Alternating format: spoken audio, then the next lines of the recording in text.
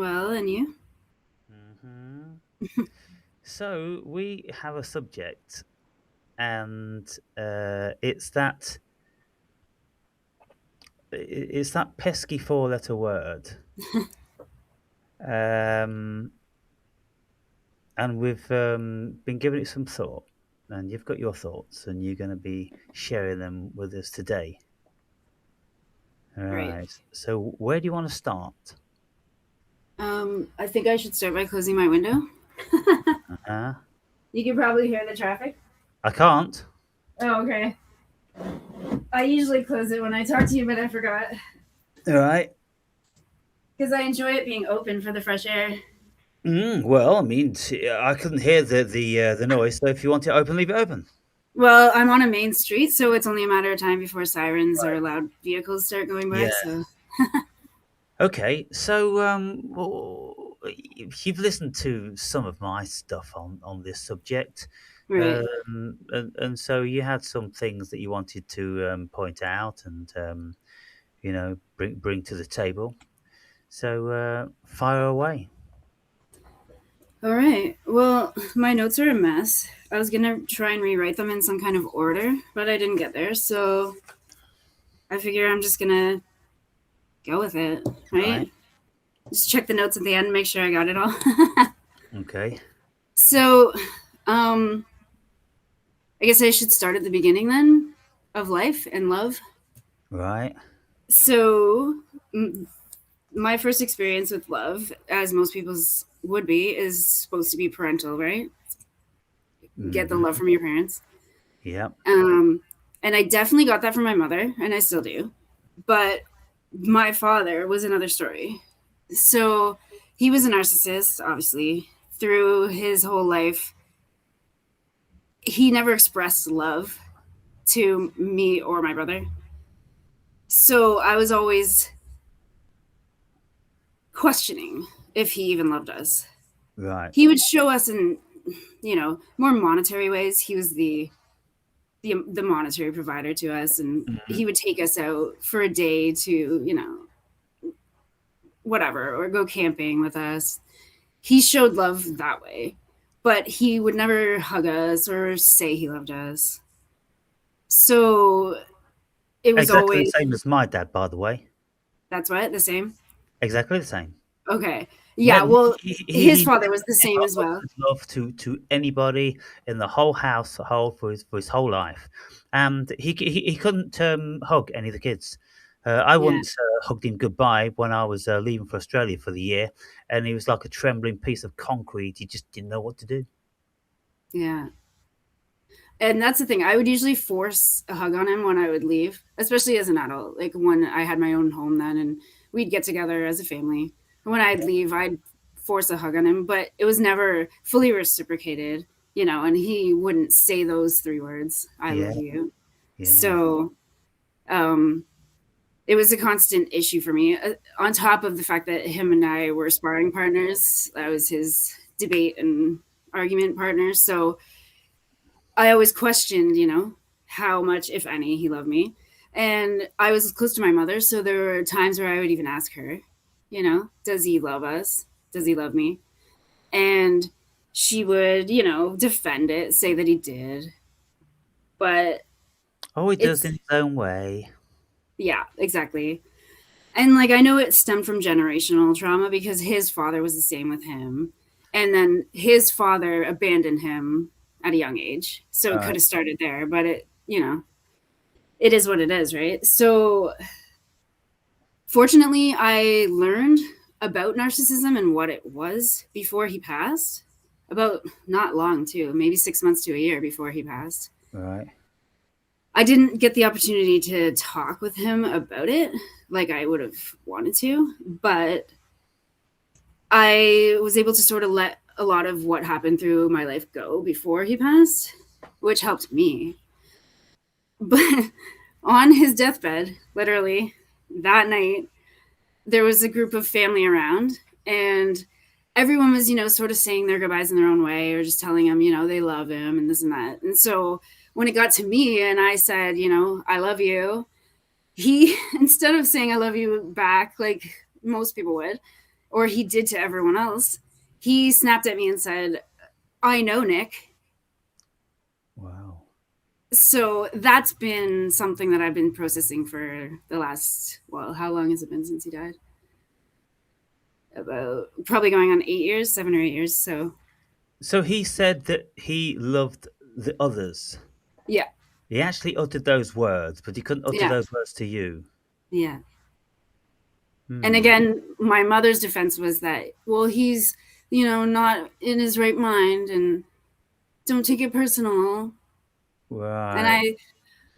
I, I don't know. I sense that it was like his last, I don't know how to word it, but his last fight with me in that sense. Like Right. his last, His last win. right. Yeah. Hmm. And so, what do your siblings have to say about that? Do they think it's curious, or do they just pass it off as nothing? Or Well, I just had the brother, Mm. and So your father. it was a different relationship between him and my father. So, So when your brother said, "I love you, Dad," and he said, "I love you" back to the son, yeah. right? Hmm. It's kind of like for a man that never uttered those words, it's kind of silly to do it in the end, really. Right. Like, he was very affectionate with my mother, Hmm. which also perplexed me. Like, how can he show love to her but not us? You Right. know? Yeah. Um,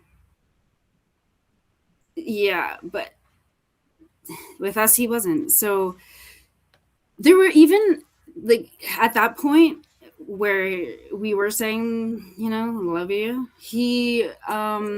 there were other family members there as well that he said it to that weren't even as close as, like, a daughter Right. or a son. What, like cousins or what? Yeah. Or yeah. Yeah, my mom's sister was there and my cousins, her sons were there. Right. Okay. So.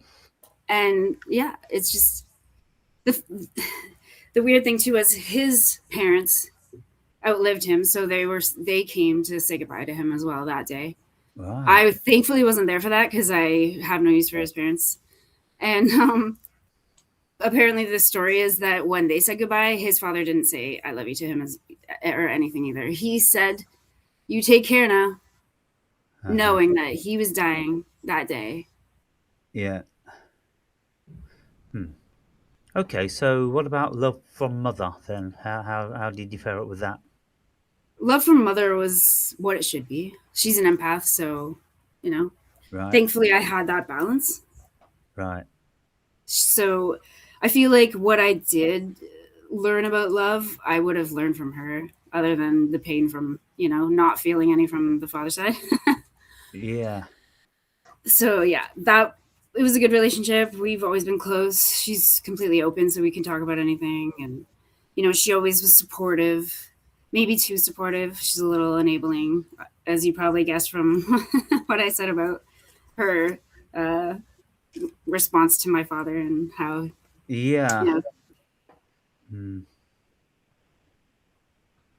And so, well, as far as your love goes, then how free are you at saying that, and then how do you feel it, and how do you mean it?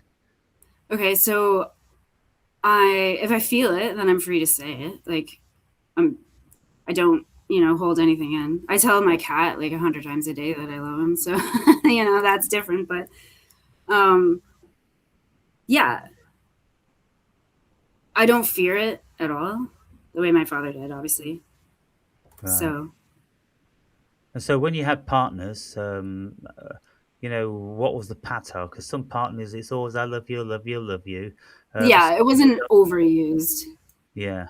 Like it was used when necessary. Mm.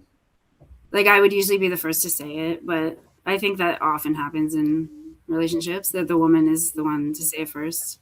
So Yeah, and then the man feels obliged, and so he you're says it. right. Yeah. What do you make of it then? What do you think about love? Yeah. So like I was thinking it's always confused me, right? to see right from young childhood to see how one parent could love me and the other could appear not to. Um, I wondered, like you did, about the concept of it. Tried to look deeper, and something that you talked about with the AI that I wasn't aware of with those Greek terms of classifications of different types of love. That was Yeah, very interesting. I want to look into that more because I was going to say that before I watched that video that it's too broad a term. There needs to be classifications and different names or words for the different types of love. Because yes, I don't love my cat the same way that I love my mom, and I don't no, love her the same way that I would love a kid or a man yeah, or a friend, right? So there's so many types of love.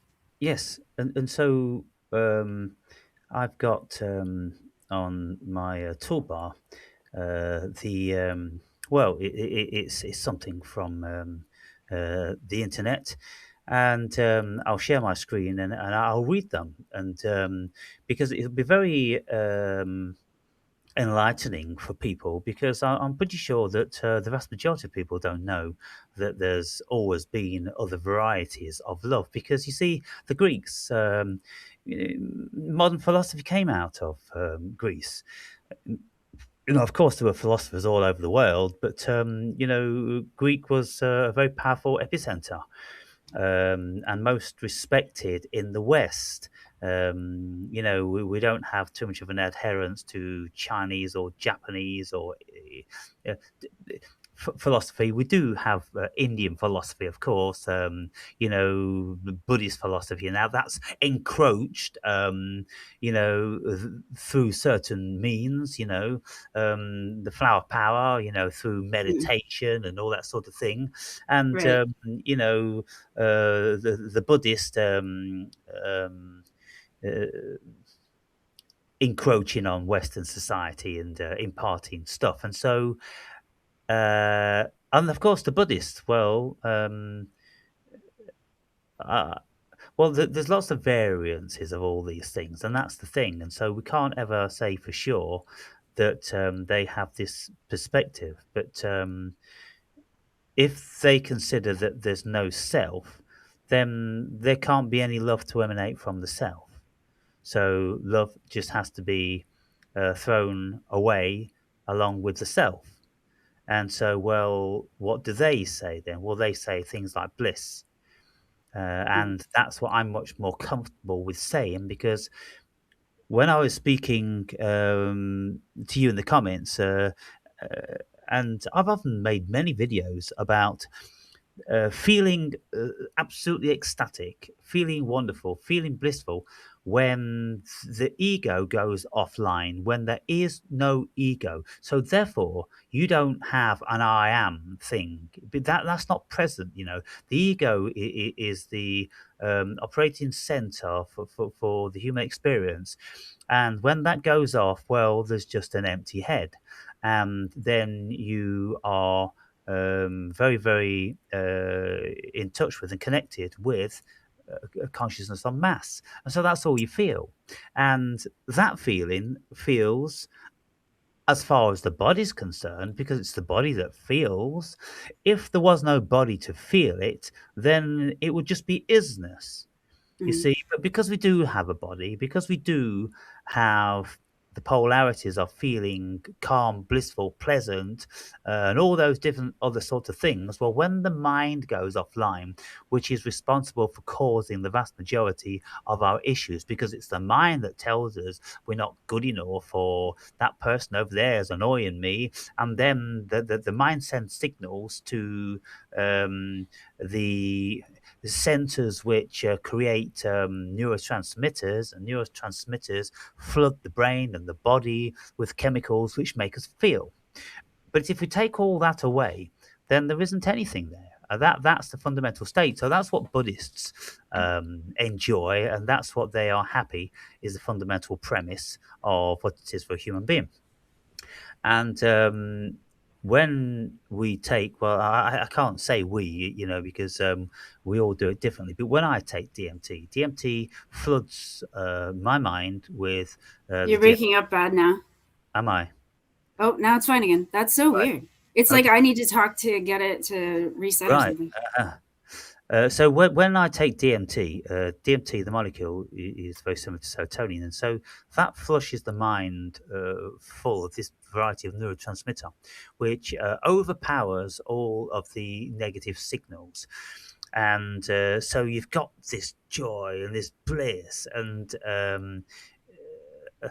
it is kind of like a love. If I reflect back to when I would have said in the early days I fell in love with the mother of my daughter, it ticked all the boxes for love. Gazing into each other's eyes and tears rolling down both of our cheeks because we saw oceans in each other's eyes. There was a depth to it, and we're both smiling and laughing through our eyes, and it was absolutely incredible. And so there is something to be said for that, the windows of the soul.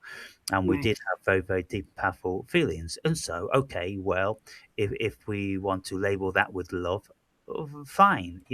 I've never disputed the fact that these are these feelings. You see, this is what most of the people have an issue with. Yeah, there is love and this love, and it comes from the heart. And well, when you investigate these things, well, I mean, nobody actually says it comes from the heart with any level of seriousness. And when we look into that investigation, I've got this book at this moment in time, Okay. and this one, The Origin of Consciousness in the Breakdown of the Bicameral Mind. The bicameral mind is the split mind Right. because we have two brains which Yeah. work independently. Now, what this book says that 3,000 years ago, people's consciousness was very, very different. We were not conscious. We never had the notion of self. We were Right. automaton. But we started to have voices in the right Some of side. us still are. Sorry? Sorry. Yeah, I said some of us still are. yes. And this is what's really bizarre about this. When you read this guy wrote this in the 70s. And when you look at that, I say to myself, well, you're speaking about a variety of human being which supposedly lived 3,000 years ago. Well, they still live today. There Right. are still people that do not have the voices in their heads like we can. I can create, shall I go here? Shall I not go there? I can sing songs in my head and I can do a whole bunch of stuff in my head like most people can. But there's lots of people that can't do that. And they're not aware of their own creation of their words and signaling. So that's exactly like these bicameral minds. Their minds are being fed from somewhere. And Yeah. well, where is that? Is that God? Is it cosmic consciousness feeding us because we're receptors and that's a transmitter? What exactly is this that's going on? And it gets really, really confusing. Now, I've been listening to somebody else who's deeply into all this sort of stuff, the origin of language, and the words we first started to say, and how language came about, and how consciousness came about, and you know it, what that tells us that all the notions of what we consider today of love coming from the heart, that they're all fiction which we're still clinging on to, which naive people were speaking about.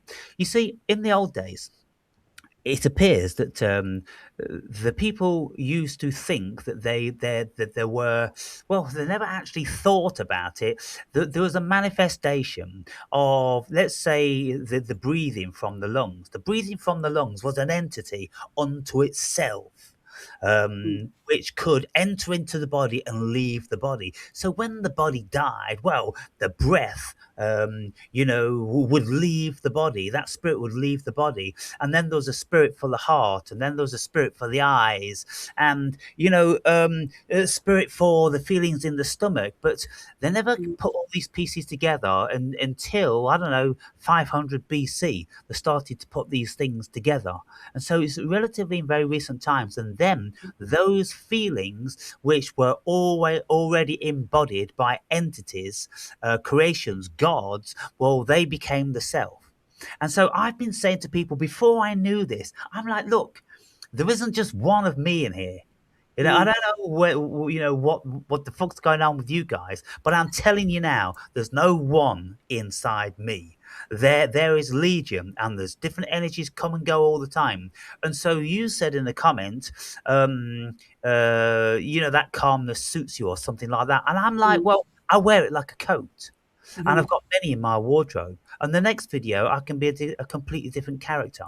And people, in their naivety, they will be thinking that, oh, this guy's mental, or this guy's, schizophrenic, or this, that, and the other. But it is varying levels of human beings. And I would consider, and I've got no qualms about saying it, that I'm one of the more advanced ones because I think more is better.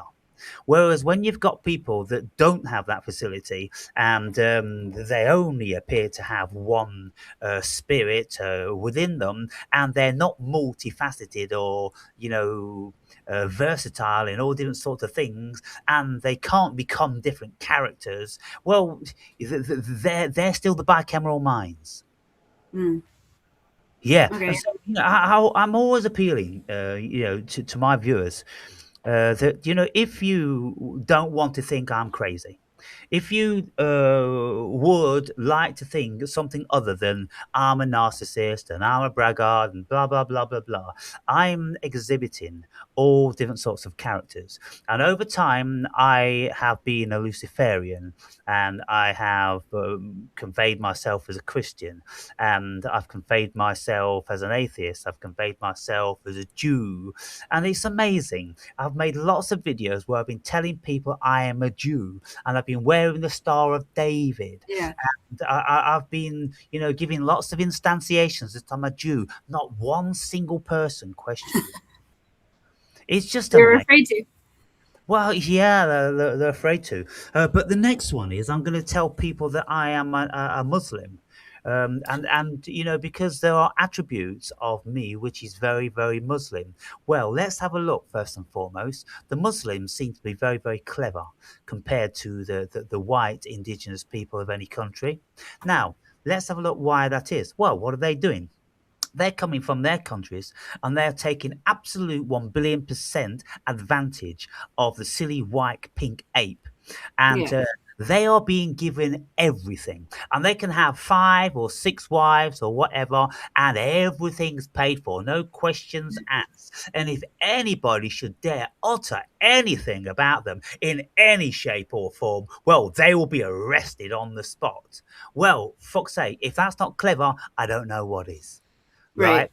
The next thing is, I believe, in 2075, the Muslims are going to be the majority on the planet. They are going to take over white Caucasian. And so Jews and Christians and all the rest of it, Muslim control. And long before then, governments are going to fall under the auspice of and control of Muslims. That is what many, many very, very intelligent people who look at these things, they're saying.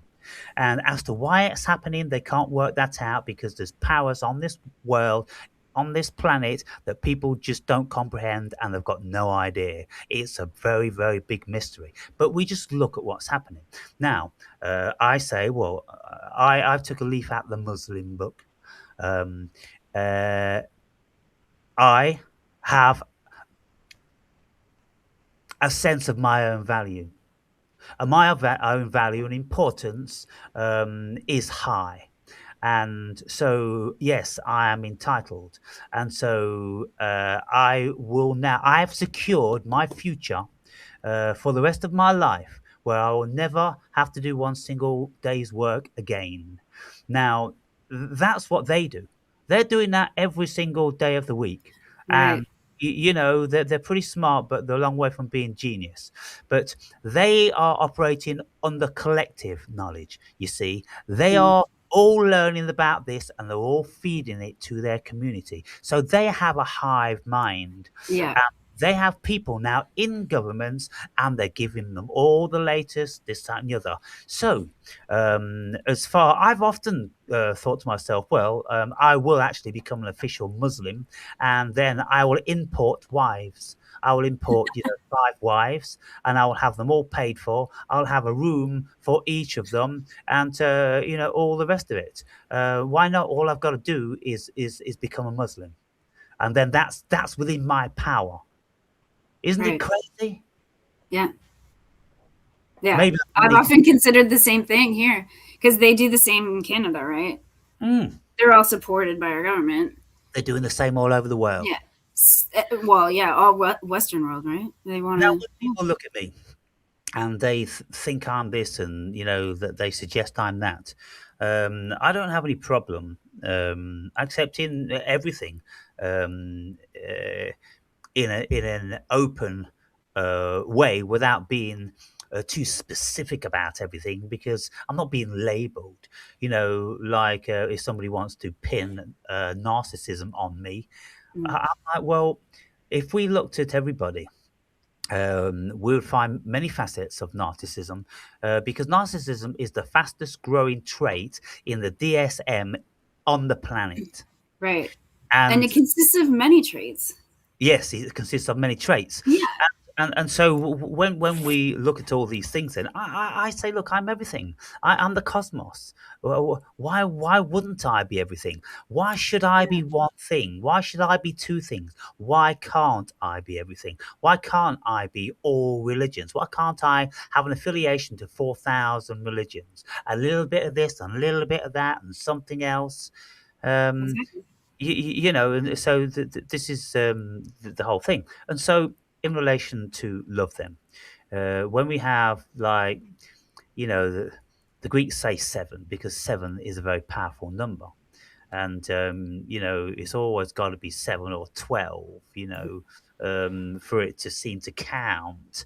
Um, Yeah. but these 7 facets of love, they pertain to friendship, they pertain to love of family, then the love of a partner, the sexual love, and then love of life, and then a spiritual love. And so there's so many. So this is why when I started out, my investigation into love, and I couldn't get any response, I just start calling everybody all the cunts under the sun. What else can I do, really? There's potentially there's the whole world out there. And if you can't get any response, then I start saying, well, it's obviously them, because you are what the who's have said you were all along. You're brain dead, useless eaters. Don't you want to defend yourselves? Are you guys going to defend yourselves against those swarthy folk which are coming in and going to be taking over your countries? Are you going to stand up to that? No. No, I know. I keep waiting for the men to stand up, but they won't. So Yeah, I and feel like I need to pull a Joan of Arc at this point and like do it myself because yeah, I keep waiting for a man other than Andre to come and have a conversation. right. But they can't, and it's another testimony to the emasculation of men today. There are no men. There No, just are no men. there are Or say very few. there's the odd one, and then Yeah. you've got like um oh, can't think off the top of my head. One guy that's a multi-millionaire, and he's so full of himself, and Oh, Andrew Tate. Andrew Tate, yeah, Yeah. the Tate brothers, and there's only a few people who have the balls and the confidence to say, "Fuck you, I can say and do whatever I want." Yeah. And I'm, always speaking in all these different ways, because I've got to the point whereby I'm just taking the piss. I'm absolutely taking the piss out of my viewers, because it doesn't matter what I've ever said, it's never amounted to anything. And there's never been any difference in the amount of views I've got, or the amount of comments I've got, or the amount of criticism, or the amounts of thumbs up. It's never made any difference. And so I'm just playing with it. And, I don't give a fuck. Every single one of my viewers can go to hell, in all due respect. The Mm. only ones that are ever, going to have any respect in my mind are the people that, like yourself and like other people who say, hey, I'm here. I've had this experience. I think a little bit like you. Let's have a chat. No big deal. Where's the fucking drama? Really? It's just talking. Yeah. It's incredible. And I suppose I'm just going to become more and more of a parody of every conceivable character that I can think of. And then, if anybody's really interested in what I'm doing here, I just point them to the jester in the large and little arcane, the Mm. tarot cards, Right. mythology, the archetype of the jester, because the archetype of the jester is a very, very clever Mm. um, archetype. Playing the fool, but doesn't miss a single trick. You see, Yeah. the court jester in the old days, this clown messing around and everything, but he wouldn't be drinking. It'll be entertaining while everybody else is getting pissed and everybody else's tongue starting to get loose. Yeah. The king So and the he's queen and all the courtiers and everything like that, they're all blah, blah, blah, blah, blah. The jester is listening to every yeah single. gathering all the information. Yeah. So, this love thing then. Right. The whole premise of it comes out of mythology. It comes out of Mm. the very origins of unintelligent hominids, and we evidently are still unintelligent because we haven't managed to progress. We haven't managed to find different concepts for these things. We can barely separate one concept. I mean, the Greeks did it 2,000 years ago, but us in the West, we haven't managed to do that still to this day. I don't think anybody's tried or cares enough to do it. No, they That's the don't care about problem. anything. That's the thing. Like, I was thinking that to say I love you for a lot of people has just become a term of endearment. It doesn't really mean anything. No, It's just what you say. You're just supposed to say it. Like you yeah, what said. you're supposed to If the say. woman says it first, then the man says it out of obligation, right? So, Yeah, yeah, it's just, it's and meaningless for the most part. yes, it's meaningless. But you see, what's happened to us? We've been beguiled by propaganda, Yeah. because in actual fact, it's not even really that distant. The whole concept of romantic love, I do believe it's less than 150 years old. It Wow. started to come about through one or two poets, which were starting to speak in this way, and it became fashion and vogue. And then, of course, media grabbed hold of it, writers grabbed hold of it, and then it's been implanted in the modern psyche of people. And then, when our children are growing up, oh, I love you, you love me, love, love, love, and love bonds the world together, and this, that, and the other. Well, it's a concept that nobody understands. Yeah, for They're sure. not interested in understanding. They're not interested in understanding anything. They don't even know what they are. They don't know what their own ego is. They don't know what the spirit is. They don't know what the soul is. They don't know anything. And so that's the state of the world today. And, I can't say really I'm aghast at the lack of response I get. And I watch my subscribes, and it's a constant flat line with a very, very, very tiny incline. And uh, one subscriber and then two lost, two subscribers and one lost. I'm like, this is why I made the video the other day. I'm absolutely fucking your heads up. You people, because you don't know what the fuck to do. You subscribe 1 minute, you unsubscribe the next minute, and I would think that, well, there's probably about 100 long term viewers, and yet I know less than 10 of them, and Mm. the other 90% have never ever uttered an introduction. and I'm like, it it, it it it it just smacks of inadequacy. Well, I'm wondering, have you ever tried doing live streams? No, Because with that, you have like the chat feature, right? So it allows for a little bit more, anonymity from people that might want to talk to you without having to come on well, camera. there's no And they depth. could still, ask a question through chat and you would be able to Yeah, answer. but I mean, all due respect, I mean, I've watched, lot enough of these to know Yeah, that you've got a stream, boom, boom, boom, boom, boom, boom, boom, and if it's a big, popular live stream, then the comments are just flowing up, and it's just bollocks. It's just one or two or three words, and that's all it is. right. Well, I figured with your channel, whoa, what happened? Oh, okay. I figured with your channel that it might be Well, better for that look, because it would just be probably a few people, that would be more interested yeah, in yeah. actually speaking to you. Yeah, okay. So I do a live stream and then I get some questions. Oh, okay, then. Oh, so somebody wants, what do you think about this, that, and the other? Well, I mean, if they ask me one question, well, I'll be speaking for the next 2 hours. So Yeah. I might as well just pick a subject myself, Right. because Yeah. there's nothing concise. I can't answer any question in 5 sentences. Right.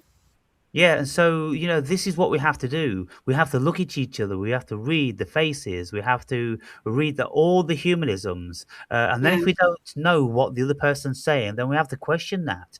And we have to ask again. We have to come at it from another angle and another angle. If you remember when I was speaking with Mandy, it was very difficult for us to even remotely get into, this one line. I was obviously from Mars, and then she was from Venus. Right. And she's in her own world, and she's perfectly happy with that, and I'm in mine. And Yeah. that's how most people are. It's just so astounding, and the more I go through my life, the more incredible it just seems to be that every single person, they're all suffering from the Dunning Kruger. They're all positive that they know what's going on. We live in this one world, and the sun's up there and it's X far away, and the moon's over there, and we've worked on it, and all this. Every single bit of it is a fiction. Not a single bit of it there's any evidence for at all. And so effectively, when people start talking about like the Buddhists, you see, the Buddhists stemming from 2, 3, 5,000 years ago, back in the day, they had all the time in the world to contemplate and to be still and to work this thing called life from the body out, and they did. And what did they conclude? It's all Maya. Mm. It's all a fiction of our imagination. It's all a projection. And Right. yet we've completely discounted that, and we're like pigs in shit with our projections. And then when I just say things like, it's just a very, very, very basic philosophy. A car is just a concept. Well, what is a car? Everyone knows what a car is. Our no, no, nobody knows what a car is Right. because a car doesn't exist. Only the figment and the imagination of a projection of an idea exists. Only the idea exists. And if people have a problem with me, then all they've got to do is to go back 2,000 years and listen to Plato. Yeah. And he would have said exactly the same thing. Yeah. So, love then, we look at these loves. Yeah. And, well, shall I share the screen and I'll bring this. Sure.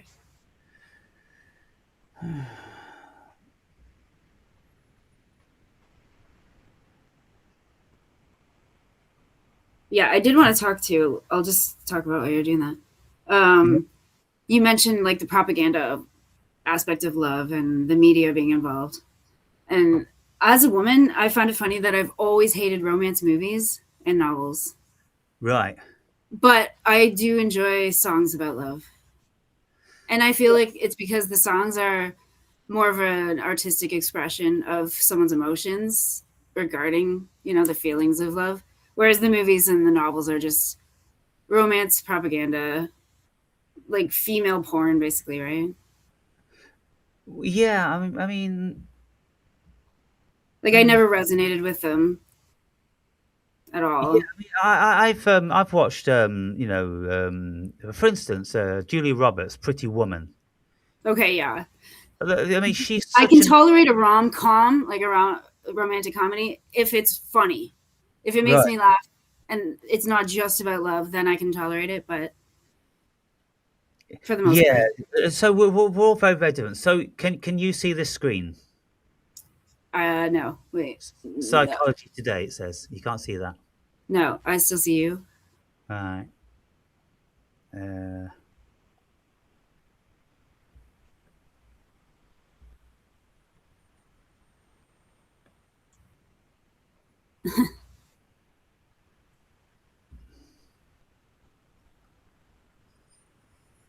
uh,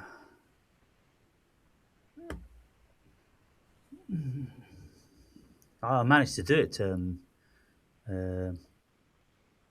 so I'll tell you what I'm going to do. Cancel that. Open up the thing, and uh-oh.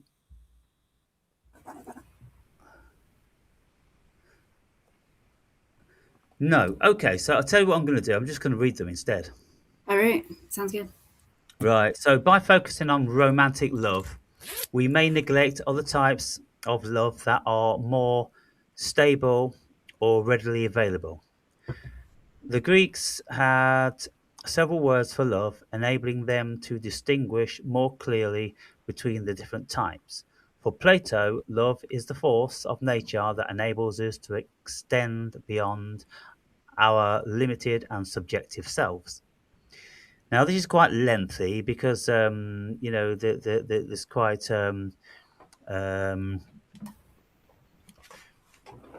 quite thorough in describing these varieties of love. So it'll probably take me 10 minutes to read. So most of us seem to Just be summarize them. yeah. So most of us seem to be hankering after romantic love. But few of us realize that, far from being timeless and universal, romantic love is a modern construct that emerged in tandem with not the novel with the novel. Okay, so here it says, in Madame Bovary, 1856, uh, itself a novel. Gustave Flaubert tells us that Emma Bovary only found out about romantic love through the refuse of old lending libraries. And it says here, they were all about love and lovers, damsels in distress swooning in lonely lodges, postilions slaughtered all along the road, horses ridden to death on every page, gloomy forest, troubles of the heart, vows, sobs, tears, kisses, rowing boats in the moonlight, nightingales in the grove, gentlemen brave as lions and gentle as lambs, too virtuous to be true, invariably well dressed and weeping like fountains. Now, for those of us who have ever read anyone like Jane Austen, a sort of classic 1800s novelist, men in shining armor, gentlemen, and all living in mansions, and Yeah, all Prince Charming. yeah, all looking for potential suitors, and all Yeah, that sort of stuff. So, if you've got novelists, and they start to let their emotions run away with themselves, then people started to write about this stuff. And so it says here, then this modern concept of love, it's only been since the 1850s, and so what's that, yeah. 175 years old, something like that. And I where never would have guessed it was that recent. yeah, yeah. Whereas most people, they would have considered that it had been around forever. Yeah, or at Uh, least a lot longer than that. yeah, and then when you look at what philosophers have to say about love, there's all so much variance, and so you go, well, pfft, it's just a concept, it's just an idea, and we've all got one. But these concepts have been kind of amalgamated and stereotyped in modern times, so the whole concept can be sold, and it can be sold with a picture of a red heart because that's become the universal symbol, and that itself, that was coined by someone called apparently Saint Valentine, who started sending his lover red rose petals, in flowers when he was far away, and then when he was near, he would buy her a rose, and then the picture of the heart made manifest, and then it became red, and so again, it's a relatively new thing. I And it didn't isn't dig into carved that. out of stone, and it isn't anything which is true. It's just an idea, and Yeah, I yet, have it on me. right. And so then, when I'm speaking, like, with the last lady, I won't keep mentioning her name, and she was absolutely adamant that this love emanated from her heart. Well, there's absolutely zero evidence for that. But there is a load of evidence for all of this nonsense, which leads us into understanding how we've all been hypnotized and propagandized, you see. So, but there are, of course, many other ways to love. By preoccupying ourselves with romantic love, we risk neglecting other types of love that are more stable or readily available, and that may, especially in longer term, prove more healing and fulfilling. The ancient Greeks had several words for love, enabling them to distinguish more clearly between the different types. I'm now going to guide you through 7 types of love. These 7 types of love are loosely based on classical readings, especially of Plato and Aristotle, and J.A. Lee's 1973 book, Colours of Love. So you see that these 7 types, they came out of the writings of Aristotle, basically, because Plato never written anything. It was Aristotle that wrote everything down what Plato said.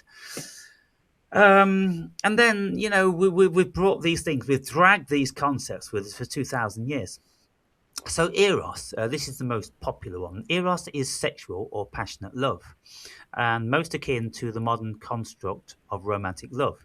In Greek myth, it is a form of madness brought about by one of Cupid's arrows. Now, that's very telling, isn't it? In Greek myth, it's a form of madness brought Mhm. about by one of Cupid's arrows.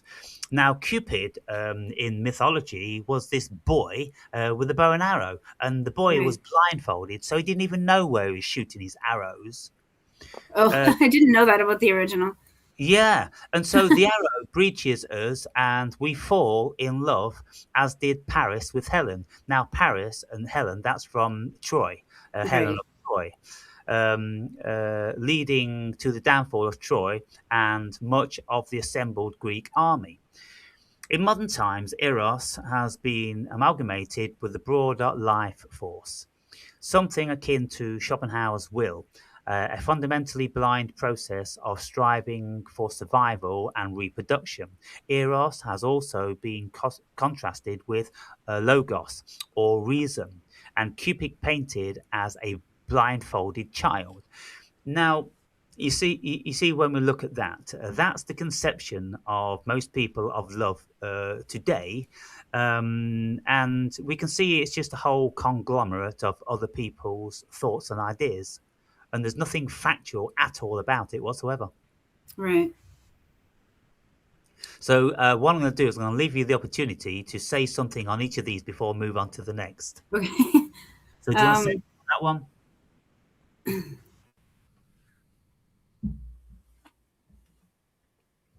I said, did you want to say anything on that yeah, one? I'm just thinking. No, I think I'm good on that one because yeah, we'll have to come back to that later. Like the Okay. So number 2 is philia. So the hallmark of philia, or friendship, is shared goodwill. Aristotle believed that a person can bear goodwill to another for one of 3 reasons: that he is useful, that he is pleasant, and above all, that he is good. That is rational and virtuous. Friendships founded on goodness are associated not only with mutual benefit, but also with companionship, dependability, and trust. Now, look, here's what Aristotle had to say. And Aristotle is very, very plainly saying that this variety of love, philia, is a utility. If someone is good, if they are useful, then you kind of like have a relationship with them. Right. And so this is exactly what I've been saying. Yeah. But the thing is, you see, I say all these things before reading what these so-called brilliant minds have had to say. Yeah. And so this is why, I absolutely will not contain myself when I bluster about my own fucking genius, because, it becomes apparent every single day. All I need to do is just start shooting my mouth off. And then to back it up, I go and investigate what was said. And lo and behold, what I've said is almost identical. Yeah. So for Plato, of course, another mountain of philosopher, the best kind of friendship is that which lovers have for each other. It is a failure born out of eros, and that in turn feeds back into eros to strengthen and develop it, transforming it from a lust for possession into a shared desire for a higher level of understanding of the self, the other, and the world. In short, failure transforms eros from a lust for possession into an impulse for philosophy. So from that, what I get is that okay, initially there's the attraction and it's the lust, and then once you decide that you're pretty compatible, then it's time to start to learn about yourselves, learn about each other, and then as you learn about each other, you respect each other, and you grow with each other, then that's when this philia love emanates out of the eros love. Yeah. Right. I Do agree you, with that. do you see anything else in that? Um, yeah, I just saw, like strong foundations of friendship and trust. Okay, so continuing on that one, real friends seek together to live truer, fuller lives by relating to each other authentically and teaching each other about the limitations of their beliefs and the defects in their character, which are a far greater source of error than more rational confusion. They are, in effect, each other's therapists, and in that much, it helps to find a friend with some degree of openness, articulacy, and insight, both to change and to be changed. Goodness me. Is it, I always felt like that was my definition of a friend, but it doesn't seem to be what most people think of as a friend. No, look, friends these days are if someone likes football, then they want someone to go football with, and then they Yeah. want to go down the pub with because they can't go on their own, and so they want you to hold their hand, and then you'll talk about football shit, Yeah. because that's all your fucking head's filled with. Yeah, where are these friends? These Yeah. friends like the series you see on telly with Jennifer Aniston, Right. and all that. Where are these friends? Yeah. They don't exist. People don't care enough to help you with problems. No. And And when you, people just convening every day in the bar and hanging out. And, oh goodness me, what a fantasy! yeah. So the next one, number three, is storge, and it's spelled Storge, but it's pronounced storge. So, storge or familial love is a kind of philia pertaining to the love between parents and their children. It differs from most philia in that it tends, especially with younger children, to be unilateral or asymmetrical. More broadly, storge is the fondness born out of familiarity or dependency compared to eros and philia. It is much less contingent on our personal qualities. And so, okay, well, you see, when when I was speaking with Miles about love, and I asked him, what are the varieties of love, and he, briefly ran over them, and I said, well, look, this is the whole thing about love, is because people think that this love is a thing, and that's all you need to know about it. It's one thing, it's true, it's real, and it's as solid as the earth beneath our feet. And yet, when you start just to look into it tentatively, you realize that it all falls apart. And all of these so called loves so far haven't actually been about love. They've been about friendship. They've been about using one another. They've been about learning from each other and being able to question each other, to be able to tear our negative facets apart without ripping each other's throats out. So basically, Yeah, they're where. talking about the utility of the relationship more so than like the feelings involved or how it. Yeah, Yeah, it's a utility. It's yeah, absolutely a utility. And there's nothing about a throbbing fucking heart forever and ever at all. That's just ridiculous. Continuing on the story, people in the early stages of a romantic relationship often expect unconditional storge, but find only the need and dependency of eros, and if they are lucky, the maturity and fertility of philia. Given enough time, Eros tends to mutate into Storge. You want to go on that one? You have to say something, yeah, otherwise I'm just sitting here playing with my dick. yeah. They all can. They're all fluid in this description. They can all flow into each other's state at some point in a relationship, right? Hmm. So, okay, yeah, just keep going. People I'll in the talk. early stages of romantic relationship often expect unconditional storge. They're like they want it to be forever. But when we look at this, we have to know that this love at first sight, this Romeo and Juliet bullshit, it's It's just chemicals. it's about cocks and pussy, and with Well, some yeah, people it's about cocks and arseholes. Um, it always depends on me to bring it down to the absolute basics. But yeah, it's just about lust. It's just about getting off on somebody else. You want to use that person's body. That's yeah, all this love at first sight is about, mostly. right. Yeah, it's just lust and then chemical addiction for as long as that lasts. Yeah. Chemical addiction, exactly, and Yeah, so when the body is and this is one of the things I said, in one of my rants was, look, why is it that when people are banging on about love, invariably they're all single. And so it seems to me that this love is vastly more elusive than anyone cares to admit. And it becomes more and more elusive as we get older for many reasons. And I would think one of the main reasons is when we're older, we're not run by our genitals. And right, so we're not rushing into bed when we're 40 and 50 years old. And so therefore, it doesn't give the root of philia and storge to actually start to germinate because there's never any eros. right. Well, So when we're young and we're full of estrogen and testosterone and we want to spread it about and we're good looking and we're fit and healthy, well, we can all fantasize and kid ourselves that we can be in love. But all that's the mechanics of the body. That's the chemicals of the body. That's the deception of the Darwinism. The very, very sneaky genes have to do something to bring us together so the genes can continue. It's selfish. It's like Richard Dawkins, he wrote this book called The Selfish Gene. And the selfish gene just means that the genes have one goal in mind, and that's to self perpetuate. And they're going to do anything it takes to do it. right.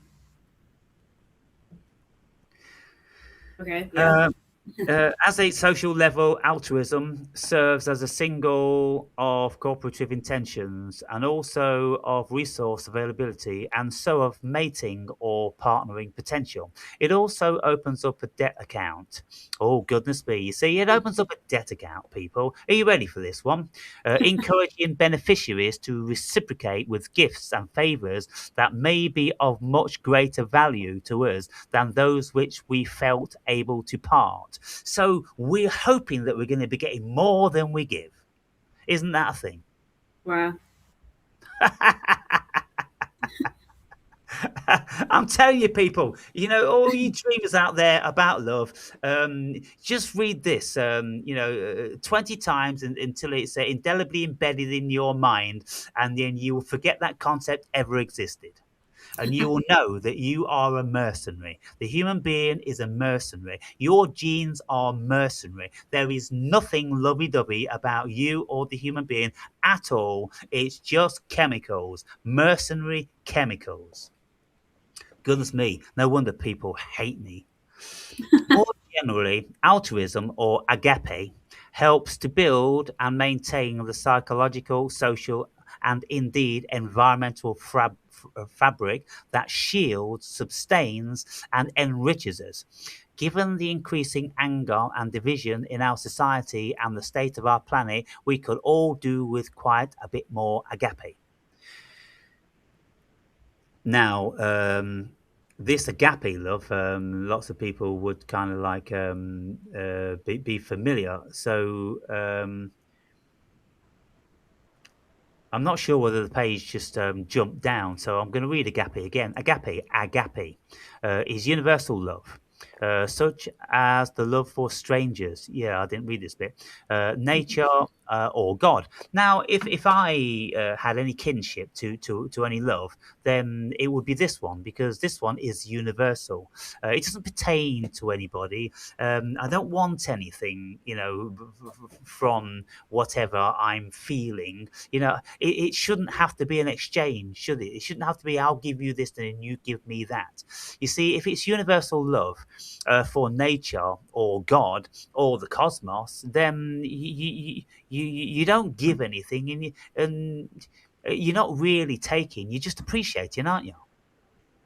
So could you consider that unconditional love then? You don't Yeah, expect anything in yeah, yeah, return? yeah. There's no conditions on it, is there? Right. Yeah. So this is the beginning of this agape. So I'll continue. Unlike storge, it does not depend on filiation or familiarity. Also called charity by Christian thinkers, agape can be said to encompass the modern concept of altruism as defined as unselfish concern for the welfare of others. And so, again, it's kind of like the Jesus love, isn't it? Welfare of others and love of nature, love of God, love of the world, love of love. Right. And there's no weights and measures with it.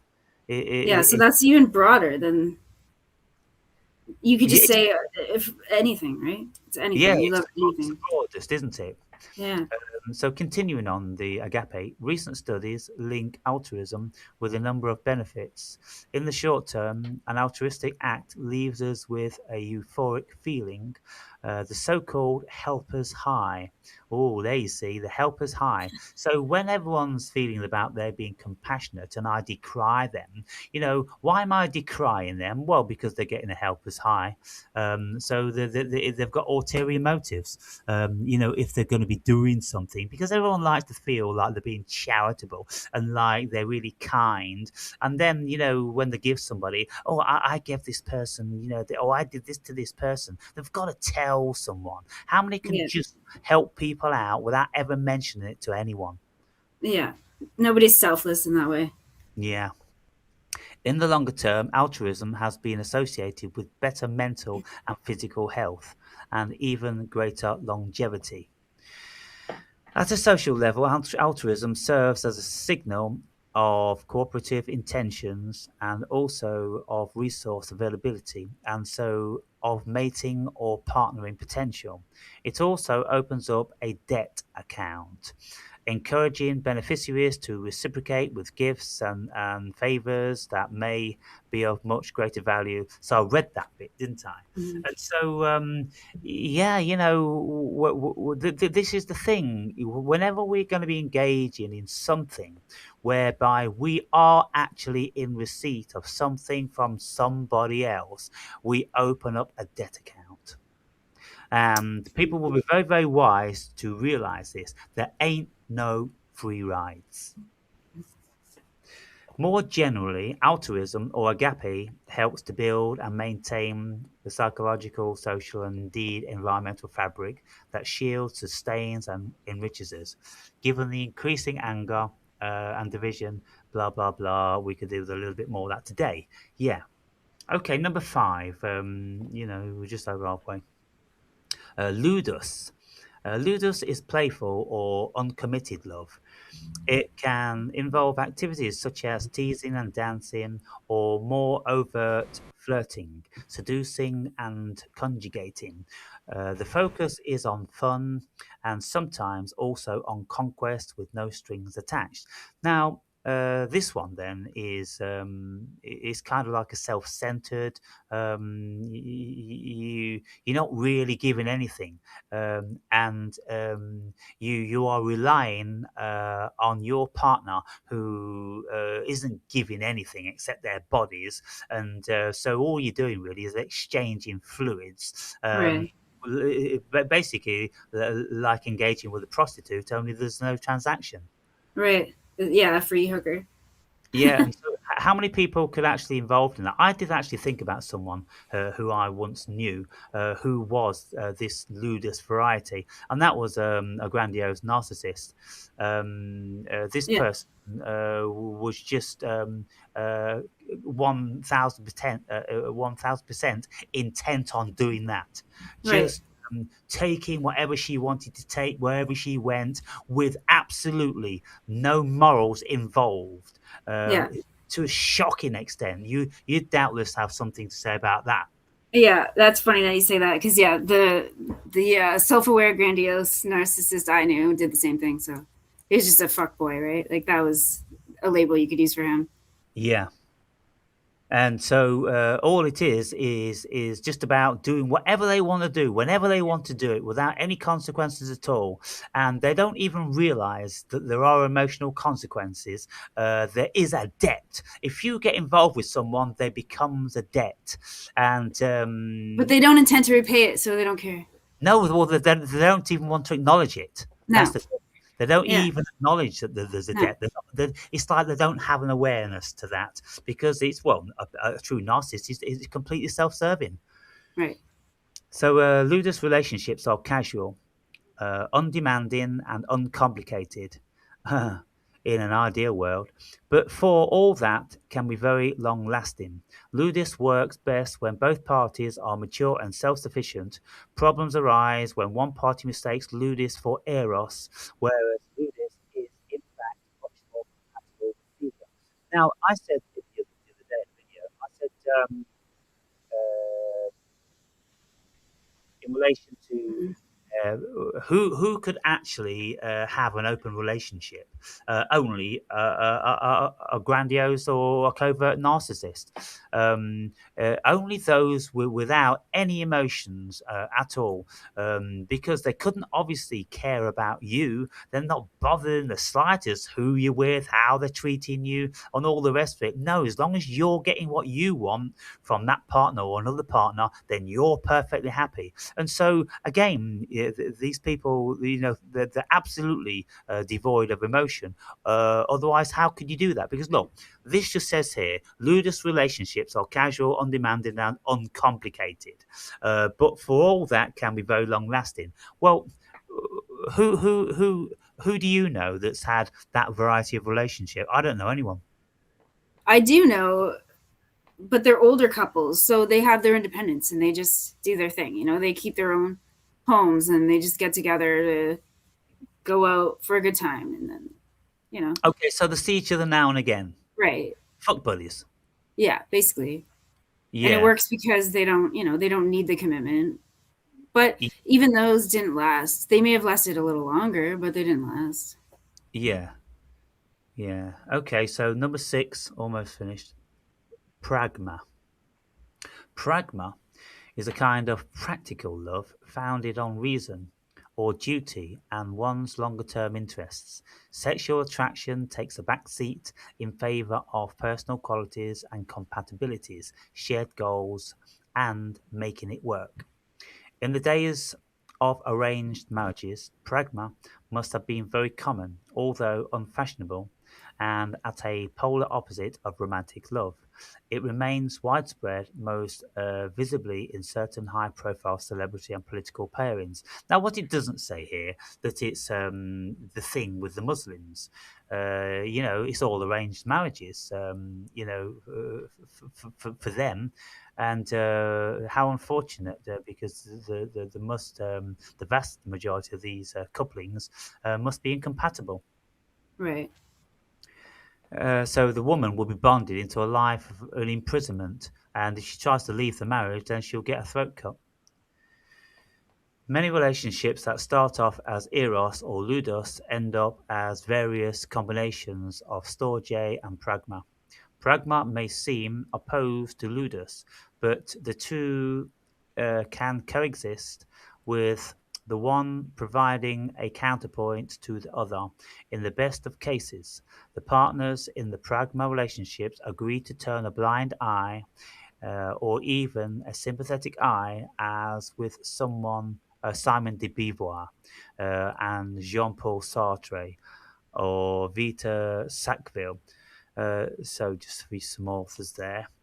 Many relationships that start off as eros or ludos end up various combinations. Well, that makes sense, doesn't it? Because what you're going to Yeah. do, you're going to find what you want, and if Right.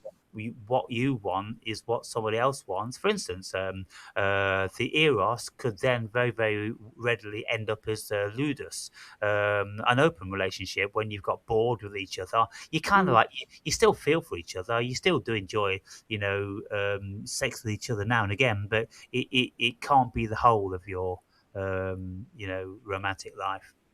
Mm. So the final one, then, Philautia, spelled Philautia,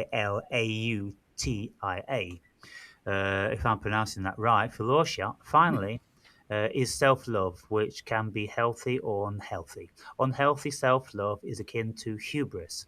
In ancient Greece, people could be accused of hubris if they place themselves above the gods, or like certain modern politicians above the greater good. Many believe that hubris led to destruction or nemesis. Nemesis meaning enemy. Today, hubris has come to mean an inflated sense of one's status, abilities, or accomplishments, especially when accompanied by haughtiness or arrogance, because it does not accord with the truth. Hubris promotes injustice, conflict, and enmity. Healthy self love, on the other hand, is akin to self esteem, which is our cognitive and, above all, emotional appraisal of our own worth. More than that, it is the matrix through which we think, feel, and act, and reflects on our relation to ourselves, to others, and to the world. In everyday language, self-esteem and self-confidence tend to be used interchangeably. However, self-esteem and self-confidence do not always go hand in hand. In particular, it is possible to be highly self-confident and yet to have profoundly low self-esteem, as in the case, for example, with many performers and celebrities. People with healthy self esteem do not need to prop themselves up with externals such as income status or notoriety, or lean on crutches such as alcohol, drugs, or sex. They are able to invest themselves completely in projects and people because they do not fear failure or rejection. Of course, they suffer hurt and disappointment, but their setbacks neither damage nor diminish them. Owing to their resilience, they are open to growth, experiences, and relationships, tolerant of risk, quick to joy and delight and accepting and forgiving of themselves and others. Now, this one sounds to be quite emancipating. The final one. Do you have anything to say on that at this moment in time? Because it's quite long. Oh, it's okay. Just keep going. Okay. Um, in closing, there was, of course, a kind of porosity between the seven types of love, which keep on seeping and passing into one another. For Plato, love aims at beautiful and good things because the possession of beautiful and good things is called happiness, and happiness is an end in itself. But you can't possess the world, you can't possess the stars, you can't possess the warmth of the sun, and yet you can feel some sort of thing which could be projected as love. Um, of all good and beautiful things, the best, most beautiful, and most dependable is truth or wisdom, which is why Plato called love not a god but a philosopher. Now, I like that bit in the end. Plato called love not a god but a philosopher. And so that says it all, really, doesn't it? You if you're going to be engaging in human emotions, then you best to have your wits about you. Hmm. So that was all of them. Yeah. So So there was no to mention, I'll post that link down in the description if anybody wants to spend time reading that over again. so there was no specific love between like human and animal, other than I guess the universal, whatever that one was again. Was that the Yeah, with the nature. yeah? I feel like it should have its own category because it's like it's I don't know. It's one thing if you see a bird on the street, like you might feel an appreciation for it. Maybe you would call it love, but it's different when you have a pet that is a Well, companion to you that you get to know and you appreciate their personality and yeah. I wonder, 2,000 years ago, whether anybody actually did have pets. true. You know, Well, I th- when did the Egyptians start having cats? well, obviously, the Egyptians, those pyramids are said to be like 12,000 years old. Right, Uh, so that's well, Egyptologists reckon they're only 4,000 years old, but there's plenty of people that reckon, due to the water erosion on the Sphinx, that they are 12,000 years old. So 12,000 years ago, they revered cats. right, They honoured them, and they had the greatest of respect. But Africa, India, poor countries, they're too hungry to have pets.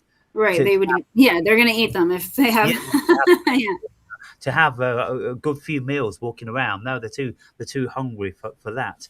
Um, but what that's done is it's given people an idea now of the complications, and it isn't that simple. And what these thinking people have said about love, there's a whole bunch of stuff that comes into it. There's chemicals that come into it. There's all different sorts of emotions and thoughts and concepts and ramifications and consequences. Um,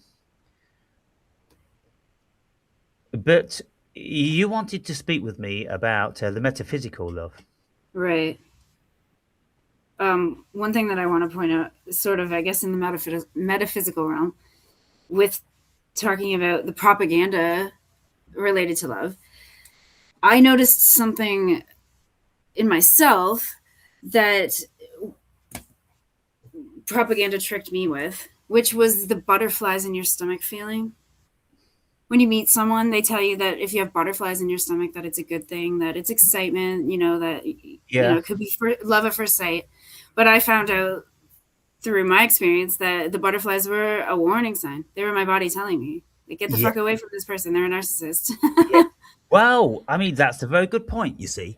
And because when I was speaking about, this fiction of the butterfly thing, I thought, well, look, we don't have butterflies in the stomach, but we do have neurons in our intestines, and we have gut feelings, and Right. the first thing to happen when we become afraid is that the bowels empty.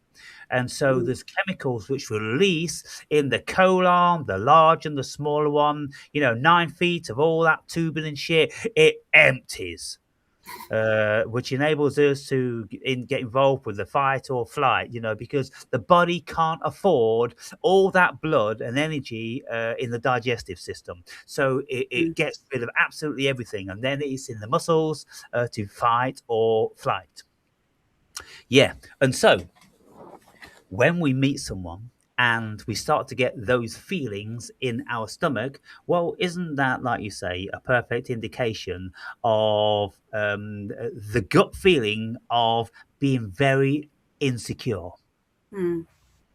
Yeah, You see, our unconscious would be reading people, yeah, and the unconscious would have made its mind up, but the conscious brain would have overrode it, because the conscious brain is looking for the superficial, and right. all that girl or that guy, they're hunky or this, that, and the other, and overriding even the telltale signs in one's stomach. If one knew about that, they'd listen to that.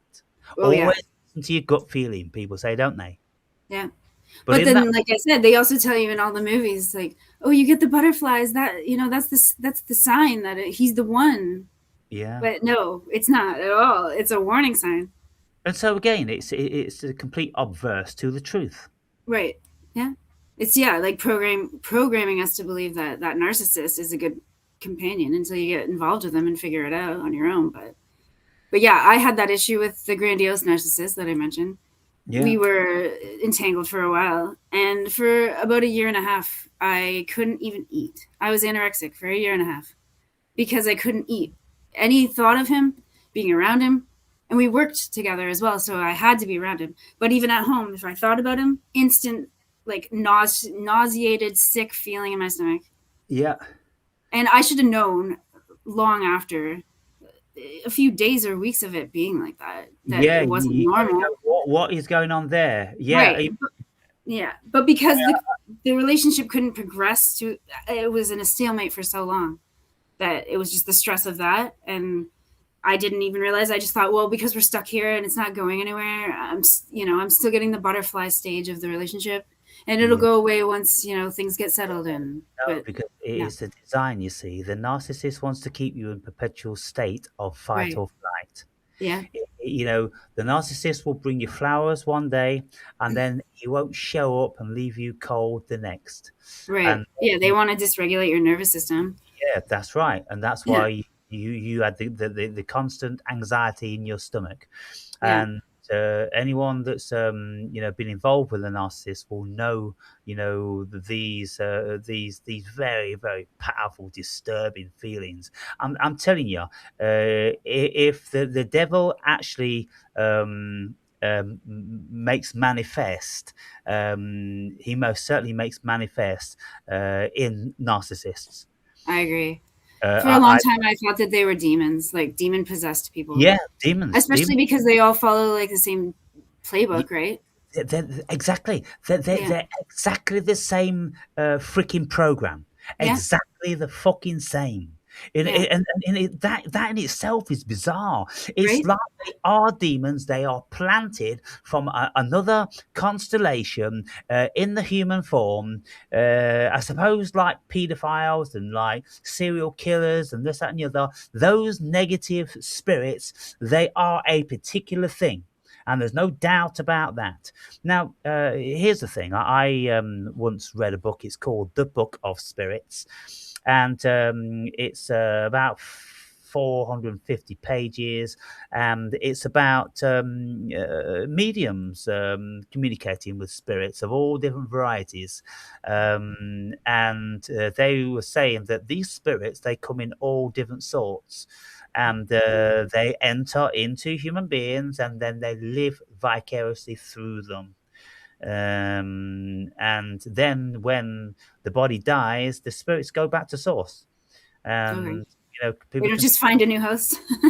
yeah, yeah, just keep finding a Yeah, new host. So yeah, that's a really, really powerful and disturbing thing. The encounter with a narcissist, Yeah, and that's the only encounters I've ever had with any relationship, friend, really, partner. Yeah, until I because I'm such a strong empath. Like I would consider myself the super empath by the standards that you see, like for how they classify it. So every relationship I ever had was a narcissist, like varying degrees of them, some right? worse than others, but they all were in their own way, and it So, was so all why? codependency until I became aware of it, and Ah, so I was going to say, well, as soon as you become aware of what narcissism is, then you can smell it yeah, a mile away. yeah. I spent years in the first, like, because the last one that I tangoed with was the grandiose. He's the one that broke me, like that really caused the spiritual awakening Right. because it was such a mind fuck for so long. Yeah. And as soon as I figured out what it was, I spent years looking into it, Yeah. finding out anything I could about it. Yeah. So yeah, I consider myself almost an expert on it now, and I feel Yeah. like yeah, nobody would get through my defenses now, but they're so good at what they do that I can't discount it, right? Yeah. Oh So no, they are masters, absolute yeah, masters. And again, it's bizarre because you don't get a quarter narcissist really, or a third narcissist. When they come, they're the whole thing. I don't know what for you the think. most part, I find yeah, I do sort of find like levels or Right. like I say, the grandiose was self-aware. He knew, like he was something else. Like He knew what he was. oh yeah, he knew. Yeah, because when I eventually figured it out, I confronted him, and he knew, which I just thought was crazy because So most of them are not. did he ever admit to gaslighting?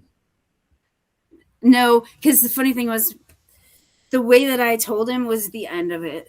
So I didn't really get to discuss it with him, and I wanted to, like, I wanted to use him for data and ask him questions, but Yeah. the at that point I was just so, damaged from him that I needed to just separate, Yeah, yeah, just go no contact. you gotta get But away. I let him know it was the last time we ever spoke, and he was talking about something, wanting to have kids or something, and Mm, I just said, well, just be careful because narcissists breed narcissists. And he just knew that he just looked at me and just said, I know. Like the defeat was just right. like, So he I knew know, that you and now it gets over. And it was. And it was just, we just talked for a few more minutes then and then hung up the phone. And I never spoke to him again wow. because he knew that I knew. So it was over for him, right? Yeah. It was crazy. But, Mm, but then, yeah, I have dealt with, like lesser narcissists. Like I wouldn't say because I know there's so many ways people classify them. Like some call lessers, like the ones that are really low IQ that would be abusive physically. Like I wouldn't say those are the ones I've dealt with. Like I guess mid range, for the yeah. most part. Like they have most of the traits, so there might be some that are worse than others. Like the one that I lived with for years was a victim narcissist. So he wasn't really bad in the manipulation. He would use it if he needed to or try to, but he wasn't really bad in that sense. It was all about being the victim. That's the one that wanted to turn me into his mother, right? Because Right. yeah, he Yeah. needed someone to take care of him and do everything for him.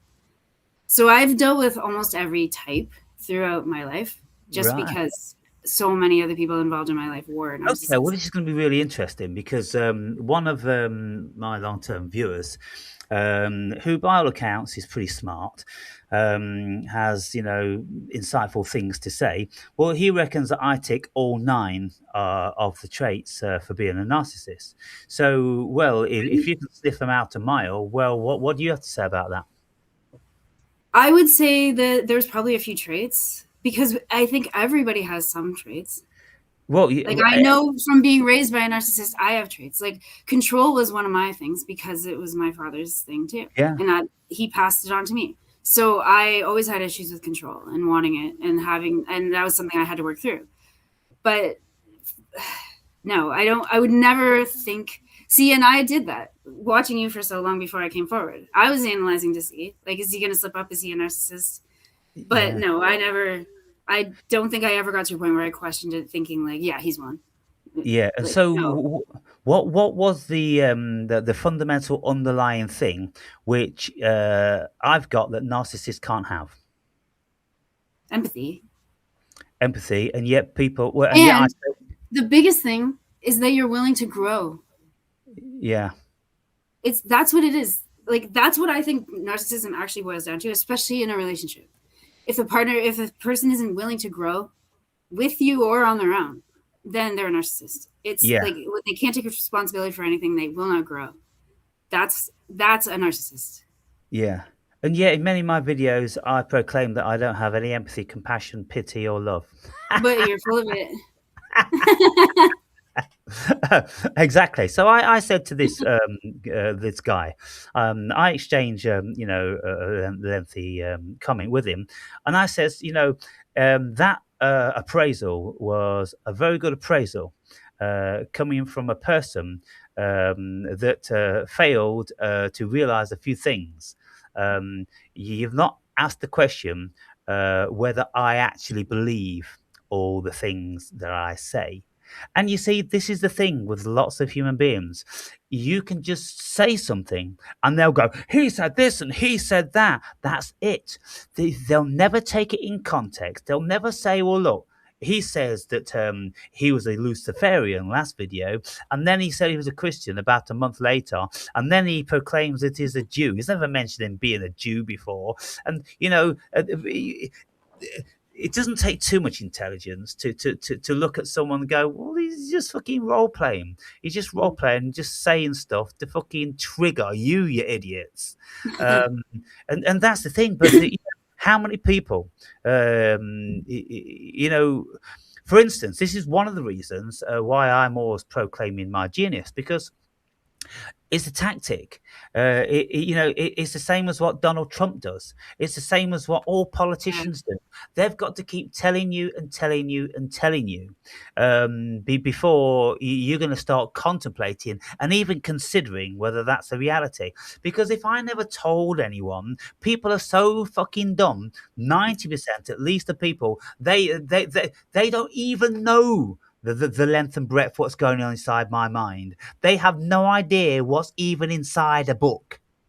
And Right. that I know you may think that's really preposterous, but how many people, how many of my viewers have asked me, have you got an audio for the book because I can't read? And they've told Uh, me that, well, if I read a page, I've forgotten it already. And I've got ADHD and I can't do this and I can't do that. And I've got voices in my head. Good God. you When I attract all kinds. When I sit down, I am blessed. I'm absolutely blessed because my mind is empty. And I sit down and I engage in reading my book. But I have put 15 years of practice into it. Meditation, you know? Right. But I mean, everybody should have almost their entire life practice reading. Yeah, everybody should have some ability of extracting information from a book. Right. Like we had to do it in school. So did they just never pick a book up again after high school and forget how to engage in Yeah, reading? yeah, I don't know. But what I remember Like from I my know with the internet, the existence of the internet has caused me to read less books than I used to. I can admit that. Like as a child, a teenager, I would spend more time in the library than I would like at the mall. yeah, But now, since the internet, if I can get knowledge faster that way, then I prefer that. But I will still read a book that yeah. But you what know I I'm always want saying to. is you're only ever going to be scratching the surface. Right. What could be Exactly. worse. Yeah. I've heard people speak about this book, and what they have to say about this book consists of about 30 seconds. Maybe if they get a second question, it will consist of 1 minute. It takes 3 minutes to read one page, and there's 450 pages. That gets things in context. And so this is why my mind is like it is, and I can open my mouth and talk incessantly because I've got thousands and thousands of books archived in my library. And someone says to me in a comment today, and it's a very good point, says probably the reason why your memory is so good is because one, you're always using your mind, you're always reading, you're always talking, and you watch videos, you read books, you speak to people, you're always cross-referencing. And when you Mm. cross-reference, you are enabling new um uh, Neural paths. yeah, Yeah, neural pathways. neuropaths. That's right. And so Yeah, if for instance you stop speaking about a certain facet of something, as long as you've got the other paths, then you can still recall it, you see, because there's another avenue. And that's the right. thing. So we've got to keep this mind firing all the time. And that way it will grow and grow and grow. And the memory will always be up to date. And I've often akined it to like a librarian. The librarian, Mm. at the end of business every single day, she'll go putting all the books back. And then when she puts the books back, she'll notice where other people have been picking out books and putting them back in the wrong place. So she'll do the defrag. She'll Yeah, defrag the whole of the rails and she'll put everything back in its place, nice and persnickety. That's how people's efficient minds should be. yeah. And mine's always been that way. Like Yeah, I've always had an incredible memory, but I right. didn't realize that it could just be because I'm always recalling information. Yeah, yeah. See, Because when I learn something, I don't just leave it. Like I'll often recall it to then, try to correlate it with something else and see like how does it fit there, or yeah, yeah, exactly. The correlation. right, yeah. Yeah, because this is the most important thing, and this is what I've been saying to my therapist and the psychiatrist. That why I'm so busy is because if I read one book, it calls to mind at least 100 others, and all of a Right. sudden the neurons are all becoming alive with the others, and they're all on standby. They're all firing, just flickering. They're not firing fully. They're just flickering, and it's kind of like they're just waiting for the signal. Then they're going to go poof, and they're going to send this information down. Yeah. Yeah. And it's amazing. It's absolutely amazing. The power of the mind when you use it like that, Yeah. and with things like what do they call it? Nemes, from mnemonics, Oh, yeah. the aids for memory. Yeah. It's kind of like they relate everything to something else. Yeah. I've And never so, had to do that. Other than names, like names of people. If I yeah, find I'm having trouble remembering a name, I'll like try to remember, someone else that had it, and but yeah, or that's the only time I really need to do that, but I all you get do, you look the at the concept. person, and you think of the name, and then you think of an animal which relates to that or thing, an item. Mhm. And for instance, if someone's called Mrs. Tree, then you just go birch tree. And when you think about, oh, what's that woman? Birch tree. Oh, tree, Mrs. Tree. Yeah. Right. So you have something like that. Okay, so let's get into the metaphysical now because we've got one Right. hour and 37 minutes already. Oh, wow. Um, so, Time flies yeah, where do you want to go with that? with the metaphysical. Um, I don't even know where to start. Like, this is probably something that could be spoken about a lot longer than we would probably want to, but to just, I guess, go Well, in we at can the do basics. half an Like, hour. so the concepts of, soulmate love, or the higher levels of love, Right. like, how can those be explained Yes. with, looking at just the normal love? Like, I know they're more feeling based, like where you say like you don't feel it in your heart, but you sort of do, like when you're feeling a different type of love, because like a spiritual love, it's more in your energy, so you feel, more Yeah. than you would with just anybody. Well, getting back to this book again, this By Camera Mind. Um, They speak about things called hypostasis. A hypostasis is, in religious terms, a hypostasis is like the Father, Son, and the Holy Ghost. Okay. Uh, a hypostasis is an individual entity unto itself. And so the Father is an entity, the Son is an entity, and the Holy Ghost is an entity. Right. They're all individuated hypostases, SIS, hypostases. But if you're speaking about them in plural, it's hypostases with a SES instead of IS. And so Okay. individuated hypostasis. And so what these people and these what this author, the bicameral mind, was saying about people in the old days, they would hypostasize facets of their body. Like if the heart was beating and then when the heart was pounding in war, well, that was the spirit of war. It wasn't the Mm. heart, it was the spirit of war Right. that was living in there. And then if you stuck a spear in the heart of the next man, you killed his spirit of war. And then, when you're breathing and you're out of breath, it's kind of like the spirit of the chest is about to leave. The spirit of the chest is tired. It Mm. can't keep up with this. And they never had any concept that, the cardiovascular system and all these Right. functional things, you see. So then you're gonna try and say that it's all just like quantum level energy frequency type. Yeah, but you see, the whole thing about love coming from the heart. Well, the heart is the organ that pumps the blood around, and then when we start to get anxious or amorous or lots of different things, the heart starts beating. Right. And it only needs to take one person for the heart to start beating when they see this local heartthrob, and then all of a sudden, if they start writing poetry about it, well, goodness me, stick a little pretty picture next to it, and then before you know it, you got a meme, and it'll probably never die. And so, of course, we feel things. We feel things in our gut. We feel things in our heart. We feel things in the chest. We feel things in the head. People get headaches. People get, Right. brain drain. People feel stuff all over the fucking body.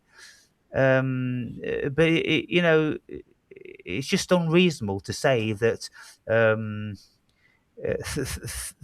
a concept of love could emanate from an organ. You see, it's Right. exactly the same like saying consciousness emanates from the brain. It absolutely doesn't. There is no proof whatsoever. But that's been said forever, isn't it? It's not Right. true. It's not true. It's absolutely not true. Yeah. And so, that's just it then. But human beings being simple, then that they like their world to be simple. And this is the whole thing you see about the standardization of the human being.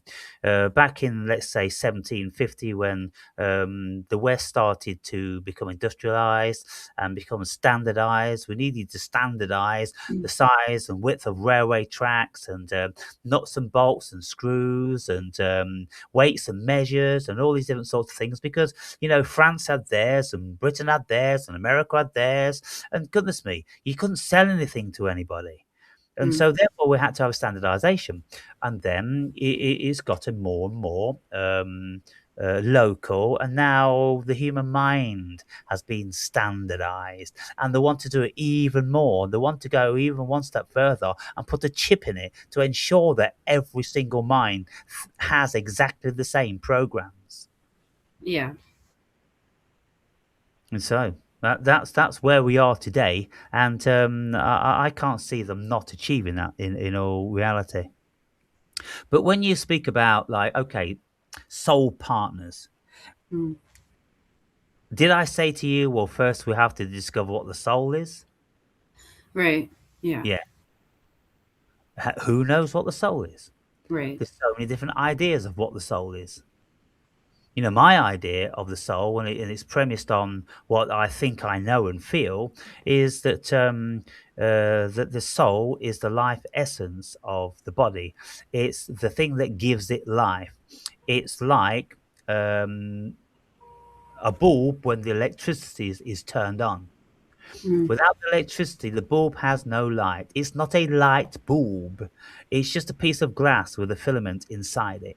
And so the Right. human Okay. without the electricity, without the electromagnetism, without that 1 volt of electricity. That's the soul. That's what makes us feel and gives rise to all the emotions and this, that, and the other. But the Right. spirit is pertaining to the consciousness, not to the ego, not to the brain, not to anything else, to what we are fundamentally. When people die, the body's dead, the brain's dead, the heart stopped. There's something else there. That's Okay. spirit. Now, okay, so if we're talking about soul partners, then this thing that animates the body, that moves the body, that Mm. makes it alive. Well, people have spoken, all the soul left the body. I'm like, well, okay, some people may have said that they saw it or believe it and this, that, and the other, but of course, it's not been my experience. And so, what I'm saying is, when the electricity is turned off to a light bulb, the light doesn't drift out of the light bulb. The light Right. just diminishes. It's Yeah. gone. And so, I would think that there is no living soul. Um, and lots of people, you see, if you look like I have looked when I was researching my book, what on earth are people going on about when they talk about soul and spirit? Because in the Bible, there is absolutely a definitive difference between the soul and the spirit. And so that's what I have a kinship for. And it's not because it's religious or Christian, it's because it makes sense to my experience. Okay. Yeah. And so many of the authors of the Bible wrote about their soul and their spirit being different. And Jesus talking about the difference between soul and spirit, you know? Right. These days, people wouldn't think there's a difference unless they've studied it. So, what do you think then that the soul is? Well, I basically agree with that. Yeah. And It's so like our then, life. It's like, yeah, the life spark sort of that's keeping yeah. us going. Yeah. So then, if we So investigate what is a soul partner, how would we rationalize that? I would say that it's a connection that's, I don't know, like a subconsciously connected. Yeah, it's hard to define. You're right. Okay, so what I Like do is I it's not necessarily like a conscious love where you're aware of it happening. Even no. like I So feel like, go ahead if you're. well, this is the thing. So what do we do if we're investigating something? Well, as a human being, we have to take into consideration the facets of what we are. So, well, we are an egoic being. We've got an ego. We've got a variety of thinking pertaining to consciousness. Some of us have got a higher state of consciousness. Some have got a lower state of consciousness. But whatever the state of consciousness is, that's the only thing that you can work out a particular subject or problem with. And so, if people have an expansive state of consciousness because they've had expansive experience, that's what expands the consciousness, then Yeah. you've got more tools. It's like if you are apprentice plumber and all you've got in your kit bag is a couple of tools, well, you're not going to be able to do the same level of jobs that a plumber with a huge kit bag with everything in because he's been doing it for 20 years. Right. Yeah. Right. So, um, when I start looking at things, I'm going, okay, look, a soul partner. Okay, so we've established what the soul is. The soul is the electromagnetism of the body. It's that thing that gives it life. What pertains to that? Well, all the emotions pertain to that. Okay, so the emotions then of the twisting of the stomach and the beating of the heart and the heavy breathing and all those sort of things. Well, that can often happen when we're amorous. And so, well, what is it that's moving us to do that? Well, it's an emotional state. Is the emotional state conscious or unconscious? Probably unconscious. And so, can I investigate that? Probably not, because if it's unconscious, you don't know about it. So, Right. how would you know about it? Well, you'd have to get some intuition, which would be delivered to you from spirit from the unconscious, maybe Mm, delivering you something which just gives you a spark of okay, yeah, I think I've got some sort of idea. And right. so if you meet someone and you do the math and you go, well, look, I've met this person. This person is not the apple of my eye as far as looks are concerned, but this person has got that certain something. There's something there. We've all heard there's something there. Well, this is the thing. What is that something? Right. And what is it that we appear to even think about the same things? We even appear to have the same words. And I was just going to say that. And oh, goodness Mhm. me, you're starting to wonder, oh, are we soul partners? There's something going on. So, what is that? How is that? What do you think? Yeah, well, that's what I wanted to talk about. Like, just investigate that further. Like, how does that work? Is it random? Like, I don't believe in coincidence, so I don't think it's just a random connection that could be that deep or that, I don't know if meaningful is the word, but like synchronistic. Yeah, but if you don't think it's random, then you're saying that effectively something is organized in it, and something has Right. waited, in your case, maybe around 40 years of your life before they're going to send that person to you. That's kind of like the twin flame thing, isn't it? And so then Yeah. you've got to have to ask, well, who's sending it to me and why? And then it gets really metaphysical. Right. That's what I was saying. To really dive into it would take time, Yeah. but it's something I'd be interested in looking at over time, figuring that Well, out you are because really interested in looking at it. You got to write down a whole bunch of shit. oh You, yeah. you've got to follow things through the best of your ability in your mind, and maybe listen to a few videos to give you some ideas and that. And you've got to come to the table with something that you want to pursue. Otherwise, it wouldn't make much of a conversation.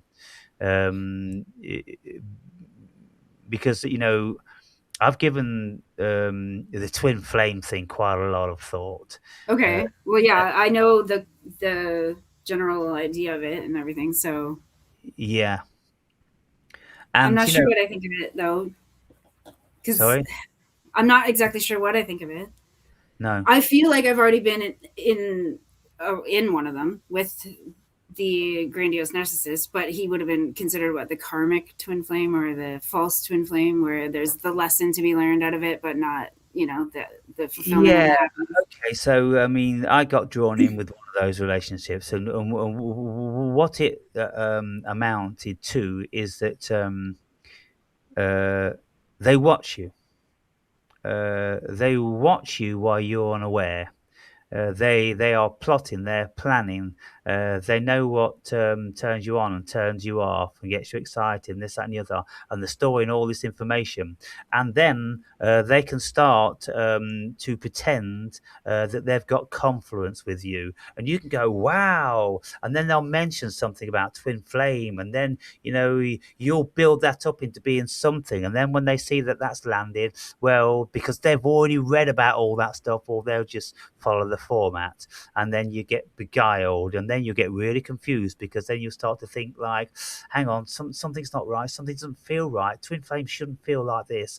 And then when you start reading about it, you go, hang on, someone will say to you, oh, by the way, just a word of warning, if you think you've got your twin flame, it's only a hair's breadth away from having a grandiose narcissist with a clause latched onto you, and you go, holy fucking Moses. And then when you start to learn about those, you go, yeah, yeah, yeah, yeah, yeah, because they're so clever, and Right. they can duplicate this twin flame thing. Right. But and I definitely think they can do that. They like yeah, they learn how to mirror you and make you feel comfortable or whatever. But in this situation with him, it was the love at first spark or love at first sight thing that I felt, and I know he did as well. Because when we first met, it was at work, and I was just like being led up to him to be introduced to him. And when he like locked eyes with me and made eye contact, he gave like a look of shock and then a smile, And I thought, well, I know that I'm not that gorgeous. Like, it's not that he's looking at my looks and he's shocked by my beauty. So there's something that he's recognizing in me. Yeah, And from that day, like, I remember going home from work and saying to my mom when I called her, I met the one today. I just feel it. I just know. And so I felt something there that was beyond just chemicals because I felt something, but I saw him recognize something in me.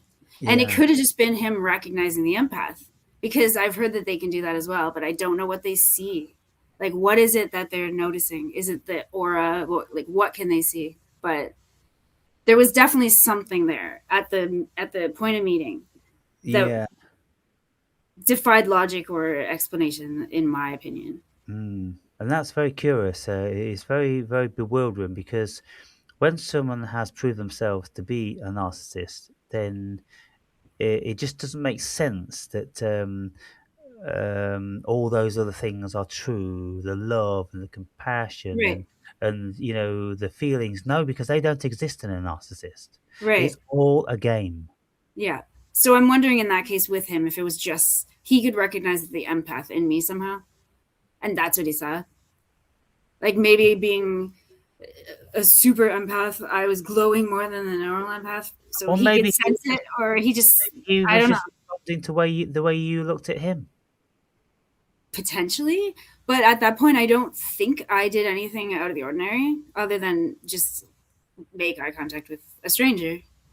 Yeah, Like I don't think I reacted to because again, like he was good looking, but he wasn't, wow, yeah. So It's very that's difficult. always been something I've considered. Like, could that have been, something a deeper connection, a spiritual connection, or was it just him recognizing an empath? And Okay, I don't so know. let us go beyond then the narcissist. Then let's assuming that it was this soul partner thing. Uh, Right. he was attracted to you. You was attracted to him. The chemistry thing, the unconscious thing. You just knew, and it helps when the person isn't the girl or the guy that you'd pick out from a magazine, or that's the one I'd love to Mm. marry. No, if it's one of those you wouldn't, pick out, but then when you see them, when you're in the presence of them, they have this effect on you, then that's an unconscious thing because it's overriding your consciousness, isn't it? And Right. so then we have to look at, well, what is it in my unconscious and what is it in their unconscious, which have the same attraction? And so, Mm. well, when we look into psychology and we realize that our conscious mind is only the tip of the iceberg and 90% of it is the unconscious, well, we're operating the vast majority of our lives through the 90%, which we don't comprehend. And so then it's very, very difficult to work out what this is. And so, Right. unless we're super Jungian psychoanalysis, it'd be very difficult to know what's going on. And you'd need to listen to both the people. You'd need to watch them. You need to do many, many sorts of tests and things like that. But well, when I met the mother of my daughter, it was that situation. Instantly, I knew that I was very, very attracted to her, and it wasn't because she was beautiful. It was just that knowing that that's it, that's the one, that's the one. And um, we were both very, very nervous about it all, and kind of like, you don't know what to say, you don't know what to do. All of a sudden, you just go to pot. And yeah, it worked out, and then we were together for 11 years and had a beautiful daughter.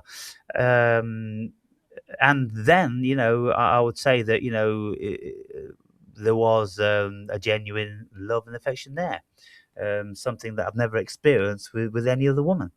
And so there So is would you say that she was an empath or just a normal person, or she obviously wasn't a narcissist? no. She's a very devotional partner and mother.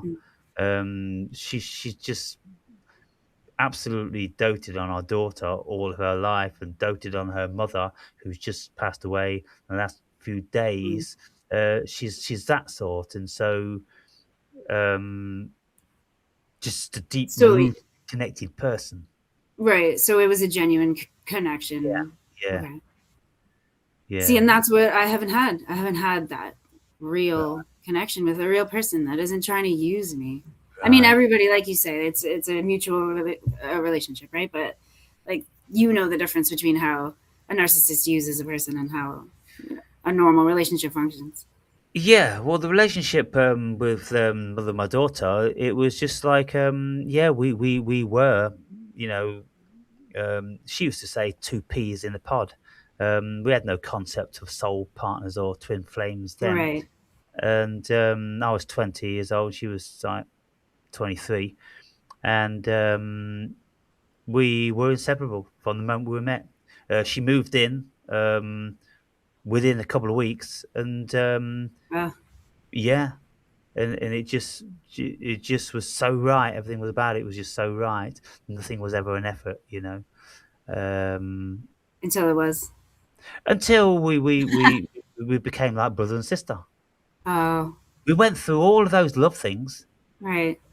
and then now, you know, we have mutual friendship and respect, and we are the two people that are responsible for the life of our daughter, and so Yeah. I have to respect her for being half of my daughter. My daughter's half of her genes and you know spirit, I suppose. Mm. Um, you know, with her mother's traits and this, that, and the other. Yeah, and so yeah, there's so many things that you know we'll never ever get to the bottom of probably, and I think that's one of the joys of life that we can't break everything down. You know, a friend of mine used to say to me, you know, because I'm always dismantling everything. He says, "Look, if you looked at it like this, it's like what you're trying to do. You're trying to find time by dismantling the clock." Mm. And I thought that was a beautiful analogy. Hmm. Time isn't in the clock. Right. In actual fact, the clock's got nothing to do with time. Yeah. And so why look there? Right. Yeah, I like that. It's an idiot that looks for time in a clock. It's just a machine that's going tick, tick, tick, tick. And it's Yeah. human beings that have created at what length it ticks at. Right. Uh, and, you know, we've premised that loosely on the revolutions of the earth, um, uh, you know, day and night, and then around the sun. And so we've done all that business. And we've Yeah. kind of like, yeah, this kind of fits. And you know that's very clever in and of itself. But Mhm. yeah, you know, finding love. You know, love. Of course, it's an impossible endeavor, but I, as a philosophical thinking person, I want to do it because when I do it, it expands my consciousness even more because then I go into learning Yeah. all about this different sorts of stuff, paths I'd never been down before, you know? Yeah. What was the next thing you were gonna look into? You said it in your therapy, I think. I watched it last night, and I'm trying to remember what you said you were gonna look into next. The next concept. Oh, hope. Right. Hope. Yeah. That's an interesting one too. Yeah. Yeah. I'd like to And see where that leads. yeah, I don't think it's one of those concepts which is anything like as rich as love or hate. Right. I think it's I think you'll quickly come to an impasse. Yeah. What I've always akin hope to is faith. Mm. Faith and hope appear to be inseparable. Right. I've always felt the same way. Like they should just be, or just one or the other. Like they mean the same thing to me. Yeah. So if ever you finish my book, then you'll come upon a chapter in Okay. relation to that. Yeah. You'll come upon, you know, what my endeavor to discover love and what that is, then faith and then hope and, you know, what is the soul, what is the spirit, what is God, what is love. There's just a billion things in there. Have And, you looked at the term happiness? sorry? Have you looked at happiness? No. Because I think that's overrated too as as a Oh, yeah, look, happiness, again, it's, uh, it's like a cherry which sits on top of a cake. Uh, okay. it's a bright little berry, but it isn't anything in and of itself. And so, Mm, what is it? Well, you start having to look at the ingredient of the cake. yeah. And yeah, I mean, I'm going to write happiness down because um, I think that there'll be quite a lot of mileage from that one. Mm, Yeah, and then uh, yeah, I mean, I make my videos, and you know, they just all end predominantly on deaf ears, and nothing ever goes anywhere. And I said in the video today, I said, look, now and again, I'll make videos. Even I, you know, mhm, have doubts about putting up, and yet most occasions, um, I'm instructed to put it up. And it's kind of like you made it, you said it, it was passionately delivered. It's only your ego that is preventing you from putting it up. And we know the ego shouldn't be trusted. So I go, mm, yeah, perfectly right. I said it. I'm going to stand by it. So I put it up. And then what happens? 20 thumbs up, and, it's one of the best received videos. And wow. What actually is going on? I'm touching at something raw because I'm being very straight, very demeaning, very obnoxious, very point blank, with my messages. When I say the human race has been lobotomized, mhm, I don't have any doubt about it. And, when I'm looking at all you guys and I'm looking at the comments and I'm analyzing what's going on, I'm convinced.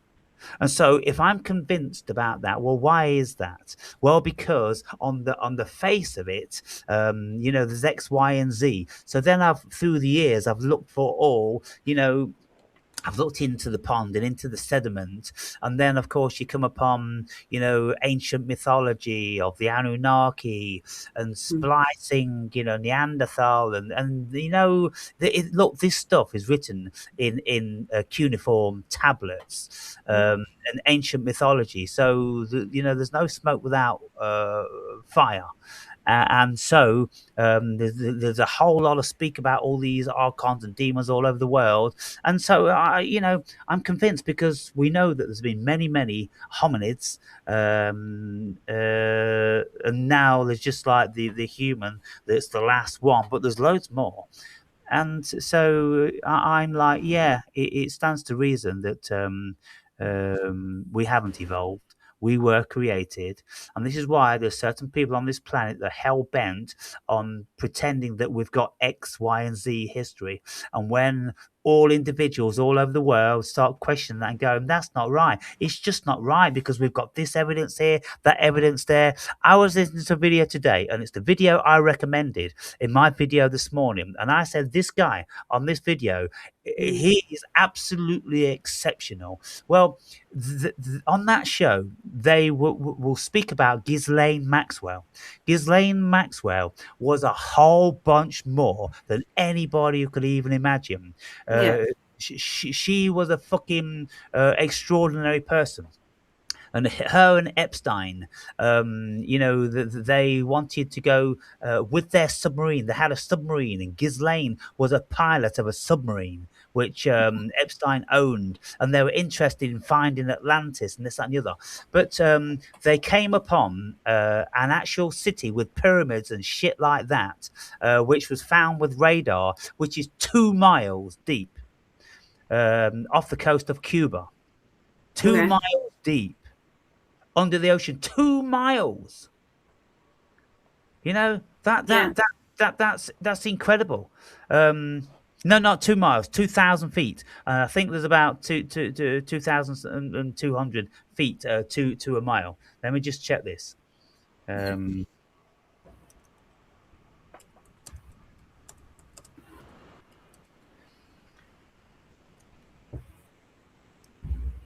it says here feet to a mile, 5,280 feet to a mile. So 2,000 feet. Okay, so it's just under half a mile.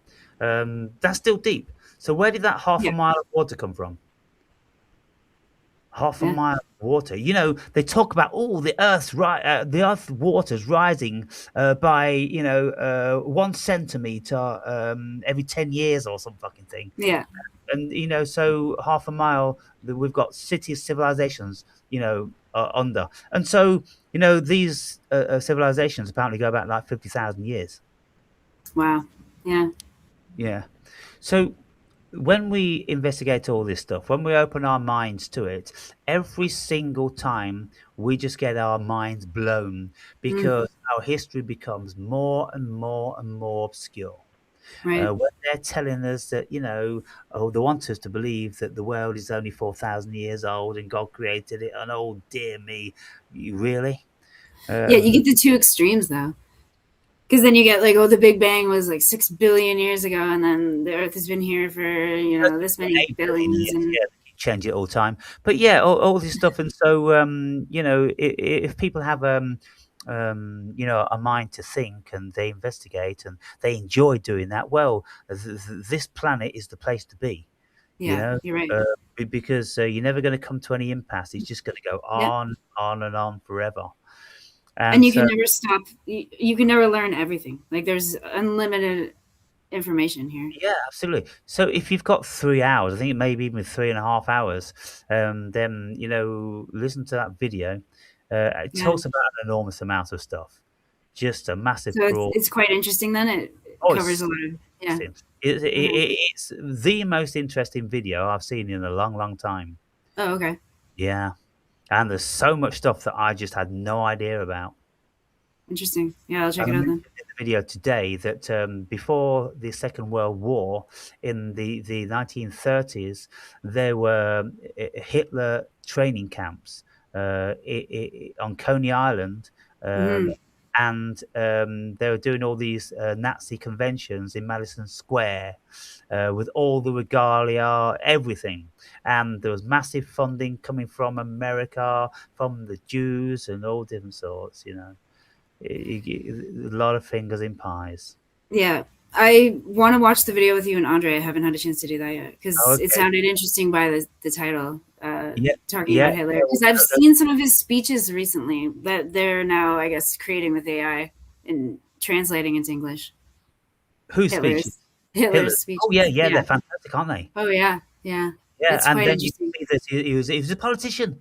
He Yeah. was a real educated, sincere Yeah. politician, and he's not just yeah, yeah, we're going to kill the Jews, and there's Yeah. nothing like that at all. He was a passionate, very, very awe-inspiring, and if you look at the crowds, every single one was mesmerized Yeah. because you look into that, and you'll see what me and Andrew were saying. We're following a video which says it's all premised on spirituality. It's all Interesting. spirituality and religion, mythology. Hitler was following all this stuff. Yeah, the spirit, the zeitgeist. So Yeah. yeah, maybe you watch that one later. All right then. Yeah. Well, what are we up to now? 2 1/4, I think. Yeah, yeah, two and a quarter. So that's a good time to wrap this one up. All So right. yeah, great conversation, and so we'll get something together then for those other subjects, and we'll probably think of a couple more in the interim. All right. All right, and Yeah. so yeah, let me know what you think of that video then. With uh, he's called Jason Giugiani or something. Jason Giugiani It's on the linked in the video that you made today. You said. um Yeah, I show you on the screen. I haven't put the link Oh, down. okay. You didn't put But the it's on link. the Okay. Danny Jones podcast, so you'll find it easy enough. Okay. Yeah, I'll check that out for sure and let you Yeah. know what I think. All right. Well, have a good one and see you later. You too. All right. Ciao. Bye. Bye.